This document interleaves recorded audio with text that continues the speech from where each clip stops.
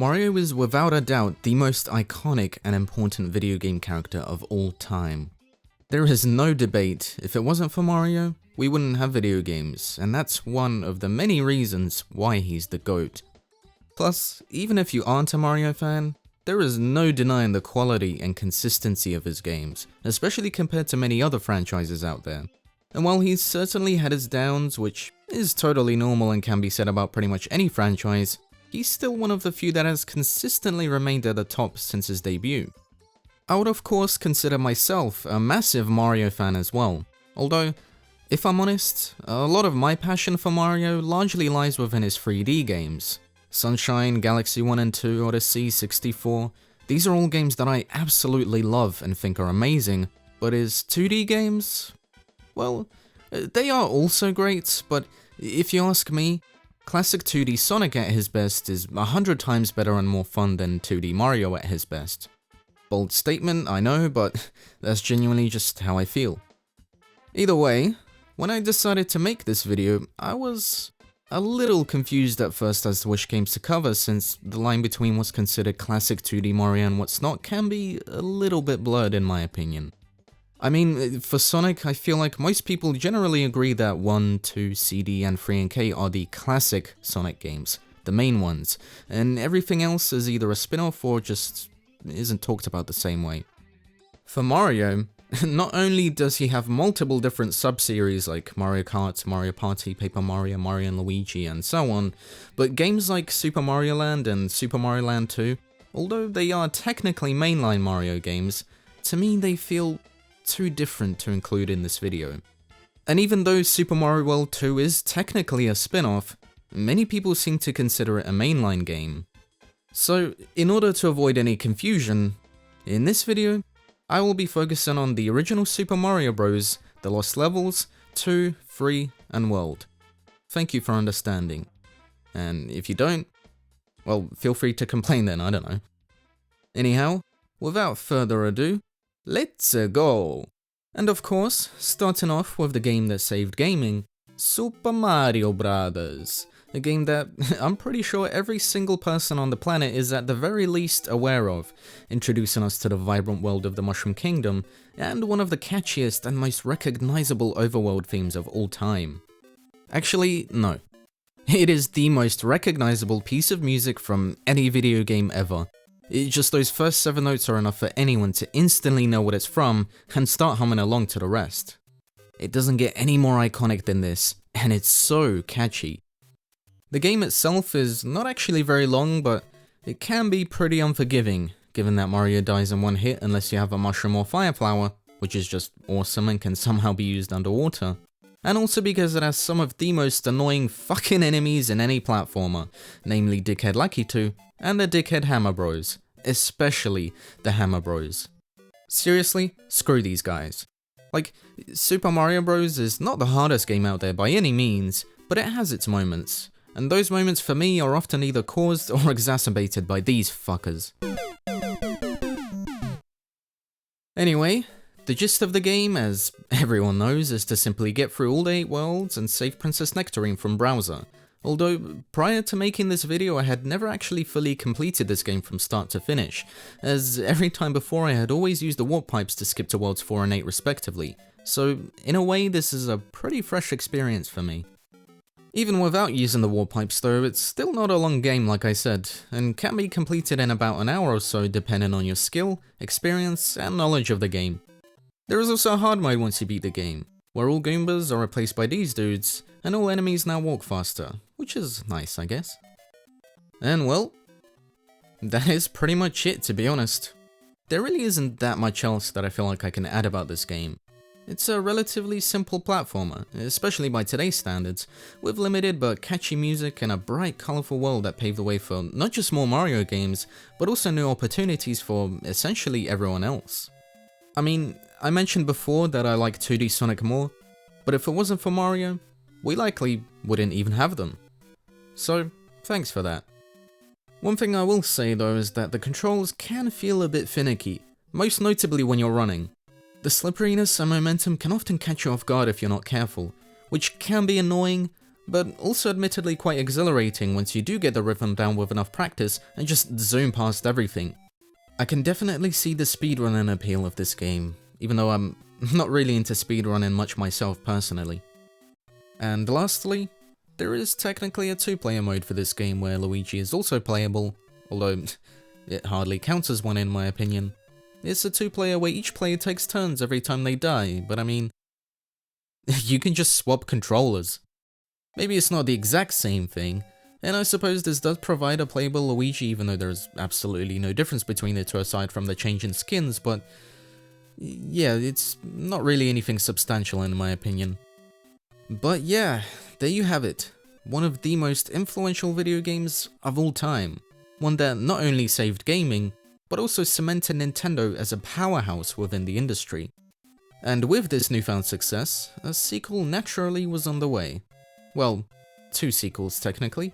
One that was at first only released in Japan, and another that was made for an international audience. And the first sequel, the Japan-only one, interesting. Why is it that it was initially only released in Japan again? Oh yeah, Racism. which, can I just say, this is one of the most bizarre things I've ever heard. Apparently Westerners are just too dumb to comprehend peak game design. Which was sarcasm in case you didn't get it. Okay, well, I'm gonna keep it real. I really don't like the Lost Levels. To me, it feels like a bloated, overdone Super Mario Bros. It took all the worst aspects of the first game, made them even worse, and then added some more shit on top, with poison mushrooms that kill you, annoying fucking gusts of wind, oh, and warp pipes that can take you back to previous worlds. That's just great. That's just fantastic. You picked the wrong pipe. Graphically, it does look a bit better and more varied than the first game, but that's just about where the things it does better end. Everything else is either the same, or makes me want to puke. Even the music, while still great of course, is just the exact same as the first game. The Lost Levels is literally the original Super Mario Bros. If it overdosed on every sort of mushroom you can imagine. I think I can see now why the levels were lost, if you catch my drift. I honestly just don't get it. The first game was a fantastic blueprint. It's like, why take something that worked well, and then turn it upside down and make it infinitely more frustrating than it needed to be? I'm lost for words. And levels. The gusts of wind, the annoying hidden blocks that you often have to find, the inconsistency of some enemies and stage hazards appearing, extremely tight do-or-die platforming that you have to do throughout the game with more aggressive enemies, all of this blends together into one giant soup of pure frustration marketed as a game. A game that also actually removed the 2-player mode, which, to be fair, I do think was an improvement all things considered, since it allowed you to choose between Mario and Luigi right off the bat with no strings attached, but given that Luigi now has much worse traction, this was essentially 1 step forward and 2 steps back, since it's still the same game, but somehow even more frustrating. And I know he also has a higher jump, but it's not enough in my opinion. Lastly, if you finish the game and don't use any warp pipes, you unlock World 9, a secret world that you only have 1 shot at, which I do not care for. The main game already burns me the hell out. I don't really want more bullshit on top of what I already consider to be bullshit. And this notably extends to Worlds A to D. I just would rather play something else at that point, especially considering that you have to beat the game 8 goddamn times in the original in order to even unlock them. Get the fuck out of here. I don't know about you, but I've just about had enough talking about this game. If you like it, more power to you. I respect that. But to me, it is a cheaply designed game that in my opinion serves to frustrate the player more than it is to let them have fun. And the fact that it's a mainline Mario game, made by Nintendo, and not some ridiculous challenge you'd find on Mario Maker, makes it even worse in my opinion. So thanks, but I think I'll stick to the much superior sequel to the original Super Mario Bros. Doki Doki Panic, Super Mario Bros. 2. Now this is what I'm talking about.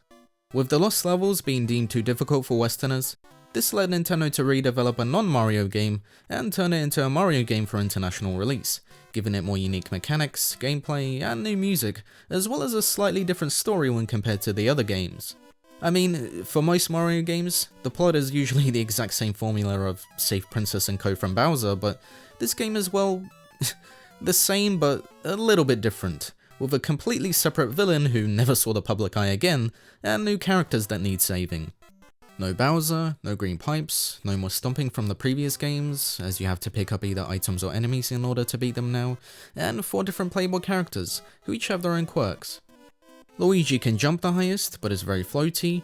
Toad can pull items out the fastest, but has the shortest jump.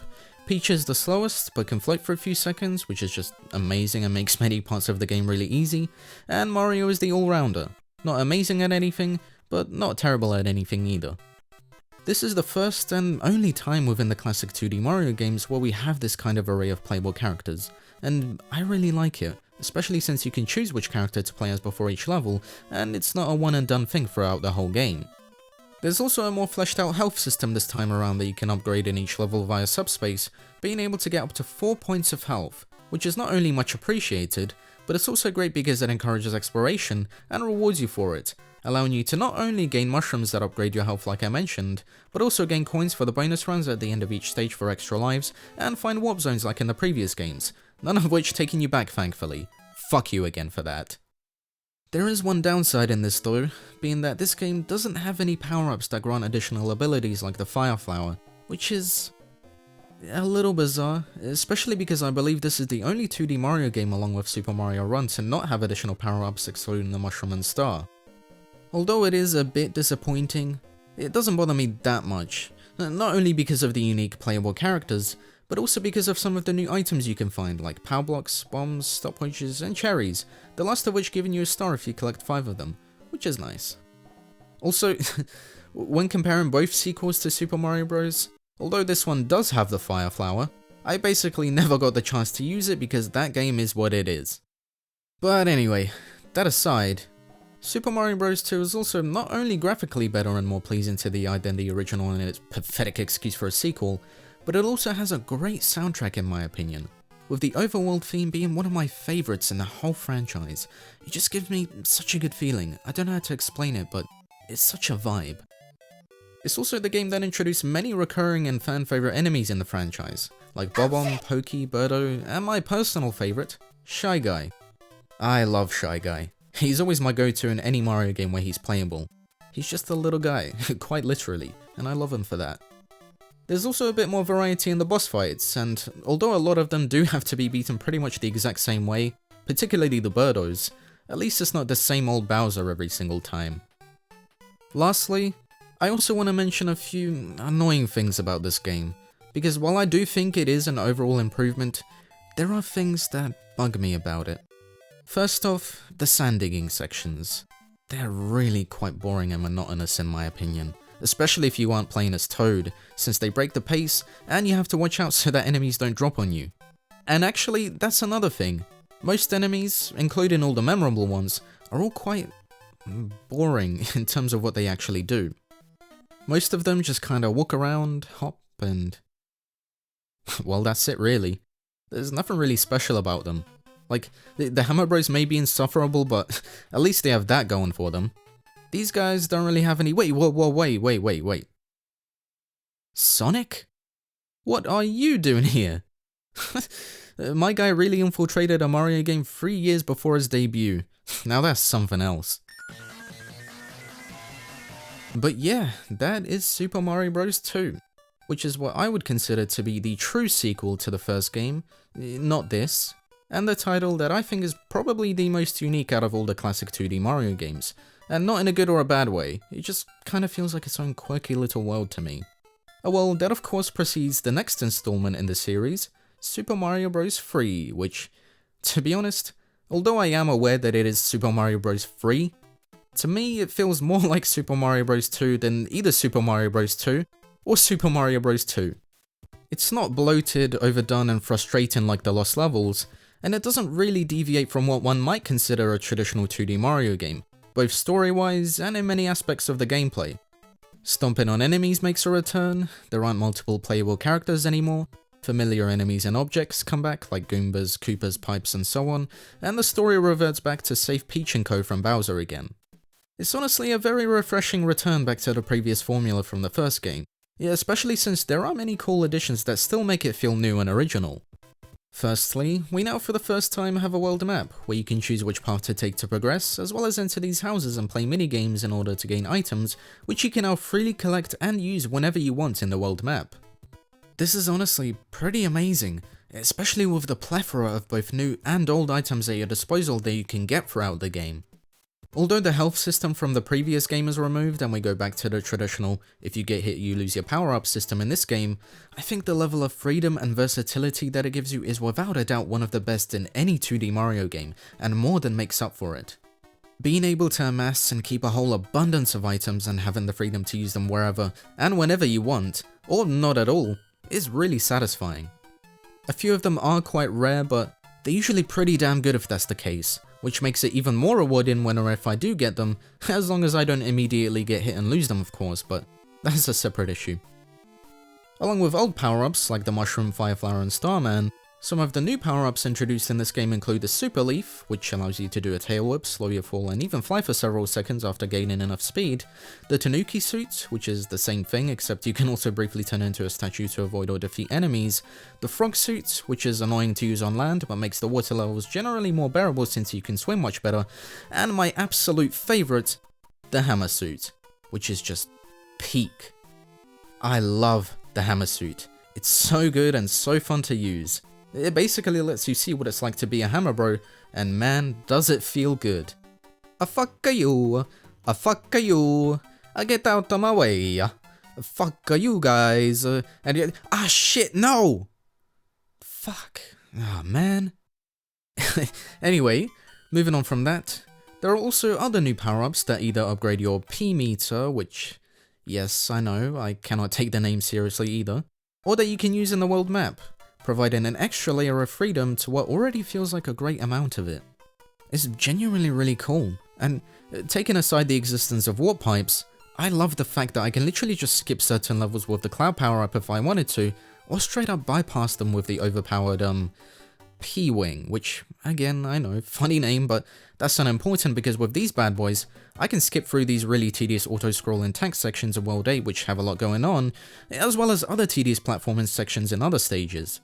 And like, I know there's a very limited amount of certain power-ups, and if I get hit I'll lose them, but it's still impressive what you can do if you play your cards right as you progress through the game, not only in the levels, but also within the world map, like I said. And to add to that, although not everything in this game worked, like the ice world because I don't like slippery ice physics in general, and the auto-scrolling levels because I think auto-scrolling levels are boring in any game, I still feel like Super Mario Bros. 3 connected pretty cohesively for the most part. And I really like the thematic variety of all the worlds, and this is something that would be carried over into many future Mario games. It's really neat in my opinion. There's also the great soundtrack, which has over double the amount of tracks than the previous games, although it probably has my least favourite Overworld theme.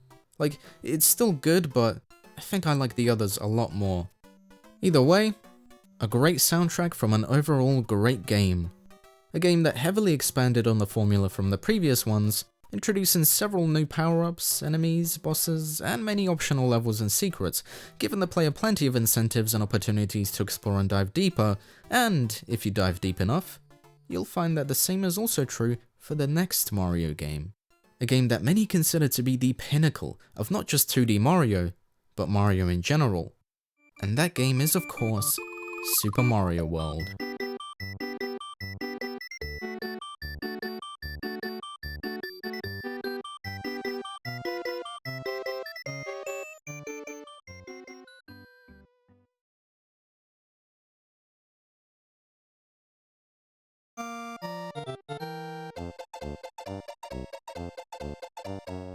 Yeah boy! Now this game has quite possibly the biggest jump in just about every aspect from the previous games.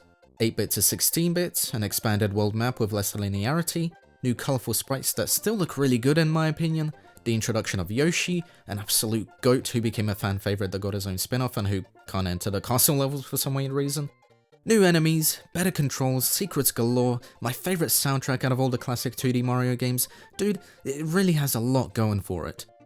The story is, of course, well, No one even needs to think about it, you already know what it is, but the gameplay aspect is a noticeable jump I think from before. I would not say that it's a perfect game, and I still firmly stand by the comparison I made with Sonic in the beginning, but credit where credit is due, I can definitely see why people love this game so much. It introduces so many new things and seamlessly blends them together. It does take away a few things that I thought were really good from 3, like being able to amass a bunch of power-ups and items and use them whenever you want in the world map, and it doesn't have anywhere near as many of them that you can use in terms of variety, but I think the way most of the levels were designed accommodate a bit more to them, and as a result gives them more usage, with the exception of the power balloon, which is temporary and only used in a few levels, so it's pretty meh. But the other power-ups, especially the cape feather, are always a treat to have. Of course there's the return in Mushroom, Fireflower and Starman, which will do what you would expect, but the cape feather in particular is so fun to use. Being able to spin, float and run and glide like this feels great. Yahoo! Also, I do really like that there is a slot for an extra item if you do get hit and lose one, so there's something to fall back on here, and that can be really handy, but I think I still prefer the idea in Super Mario Bros. 3 of being able to find and hold on to a wide variety of them. Either way though, Super Mario World does still nonetheless retain the same level of freedom that 3 had, if not more, just in different ways. Many levels have multiple different ways of beating them, with secret exits, warp pipes, keys, and the coloured blocks that give you access to certain platforms and item blocks in many stages. And you know, it's stuff like this that makes you want to explore and see if there is anything you can find that will reward you or give you an easier time, and that lets you discover new things about previous stages, which is another thing actually. In the previous games, once you beat a level, you can pretty much never go back to it. So the replay value of being able to just pick up and play whatever level you want, whenever you want, wasn't there until World came along. And this is made even better by the fact that you can also now for the first time ever save the game, which, even though nowadays thanks to, you know, emulators and whatnot, this is pretty much a non-issue, I can still nonetheless only imagine how convenient it felt back then being able to do this for the first time. Like, although I've talked a great deal about 3 and why I think that game is good, I can't imagine playing the whole game in one sitting. The first game, sure, I can understand, and maybe Mario Bros 2, but not 3 and certainly not the Lost Levels. And combine this with the fact that Mario World is not as linear, it really gives the player less pressure and allows them to just explore and do things more at their own pace and their own choice. It's truly gratifying. Anyway, moving on from that, next I want to mention the boss fights. In particular the final boss, which not only do I love the fact that there's a backdoor that lets you essentially just go straight to Bowser, you stupid dipshit by the way, but I also think that the boss itself is definitely more solid than all the other games. While it's not amazing, I still really enjoy the atmosphere a lot, and it makes all the final boss fights in the other games seem lacking by comparison. As for the other bosses in this game though, they're all meh. That's all I can say really, they're quite underwhelming. And the fact that getting to them is more challenging than actually fighting them is pretty pathetic. Another thing that I like even less actually are the auto-scrolling sections that make a return. They're just as boring in my opinion. Yeah, along with the water levels, which I just don't like them. I love the music, absolutely love the music, but I don't really like the stages themselves. I guess this shouldn't come as a surprise though. Most water levels in general aren't that good in my opinion. With the odd exception here and there, but those are few and far between.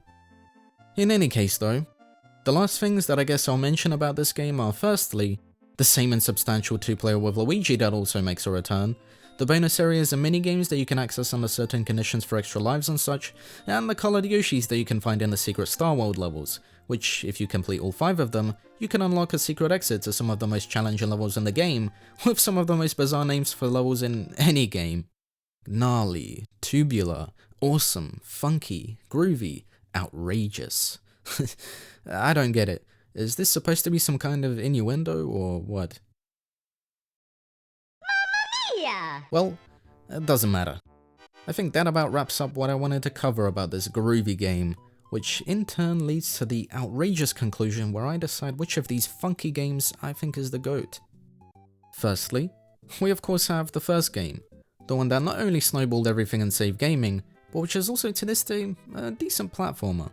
And it was followed by 2 incredibly polar opposite sequels, one being what I would consider to be an improvement, and the other being quite possibly my least favorite Mario game I have ever played to date. Yep, that's how much I don't like it. And then there's of course Free and World, which are both often considered to be some of the best Mario games full stop, and rightly so. They're both very fleshed out games with a lot of content and freedom, and I would be lying if I said that these games weren't at the top. Personally, although I prefer the sheer variety in terms of items and the freedom of being able to amass a bunch of them in free, I think that World is simply better in almost every other regard. They both have incredible highs, but I think they're a bit more pronounced in World, and that's why I think it has an edge over Free. So yeah, to wrap it up, we have the Lost Levels in the Shadow Realm, then Super Mario Bros. About here, then Super Mario Bros. 2 and 3, honestly not that far from each other, I genuinely really like too, and then of course, World, at the very top. And well, that is all. Thank you for listening to me ramble on. Take care.